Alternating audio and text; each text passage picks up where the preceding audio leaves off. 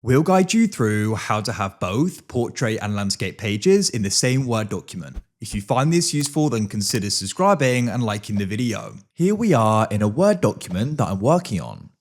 If we go and scroll through it, you can see I've got some text. Then we've got an image and more text. So this image will go and look better on a landscape page because it's quite long and thin. I wanted to go and have it bigger. But for the text, I wanted to go and be on a portrait page like it currently is. So we're going to guide you through how this can be done. Let's go and say I wanted to go and make this page here a landscape page. If we go to the top in the ribbon and press layout to the left, and we go and press orientation and set landscape, it goes and changes the entire document. Let's press Ctrl Z to undo that. So what we can do is we can actually go and solve this problem by using sections.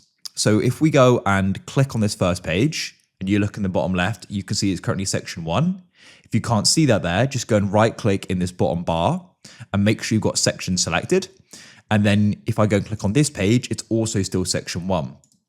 So what we need to do is go and break this up by sections. So what you need to do is go and click on the page at the top.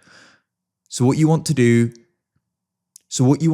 is go and click on the page at the top or at the end of the text where you want the next page to go and be landscape or the different orientation.